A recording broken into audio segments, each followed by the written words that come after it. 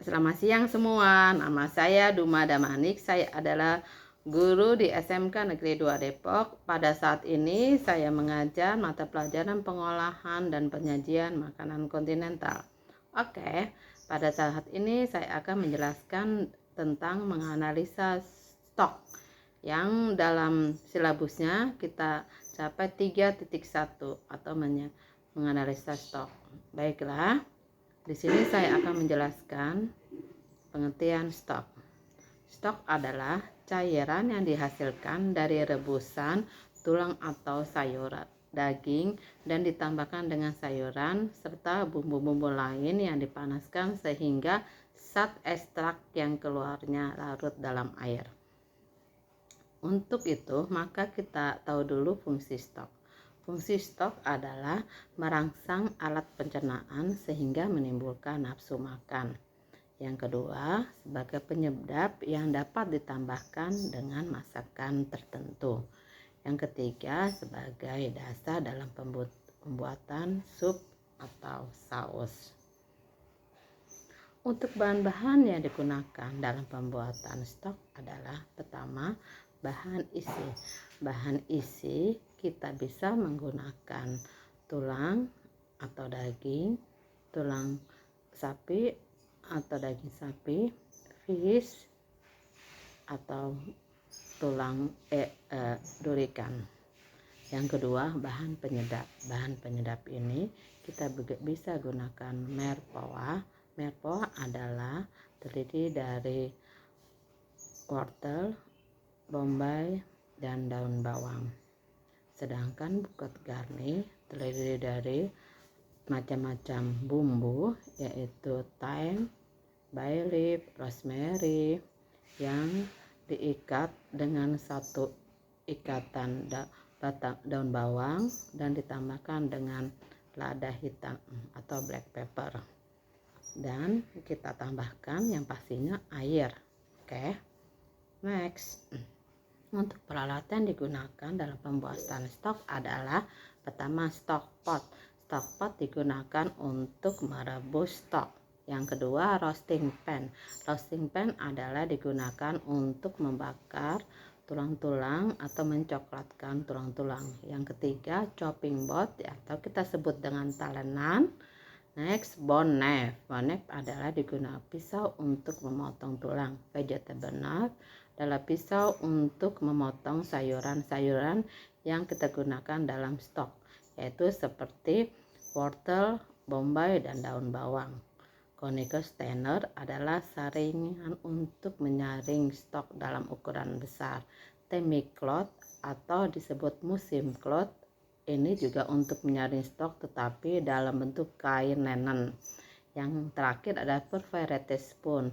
Perforated spoon adalah sendok untuk membuang busa-busa pada waktu stok itu sedang dimasak. Next.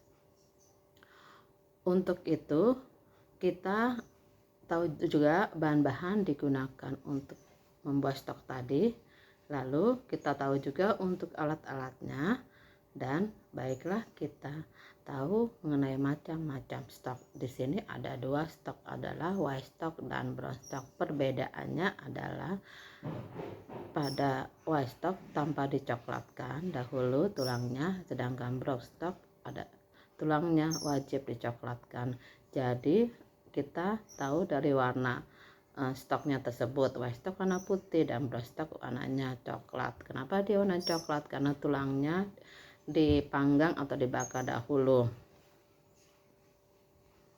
Lalu kita setelah kita mengetahui ada white stock dan brown macam-macamnya, nah sekarang kita lanjut untuk cara pembuatan white stock. Bagaimana cara pembuatan white stock?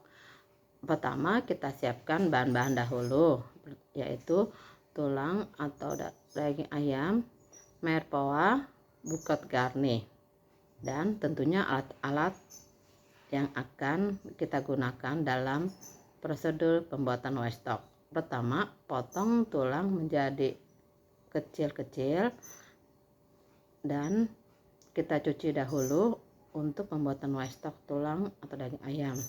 Setelah itu kita blanching tulang atau daging ayam tersebut. Nah, gunanya blanching adalah untuk mengangkat kotoran atau lemak-lemak yang terdapat dalam daging maupun tulang ayam.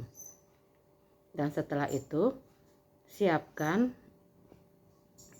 panci stok atau stock pot, masukkan air dan masukkan tulang dan daging ayam tadi, masukkan merpoa dan buket garni, lalu masak hingga mendidih. Setelah masak hingga mendidih, kita kecilkan api atau kita sebut dengan simmer. Dan setelah itu kita simmer selama 1-2 jam untuk white stock.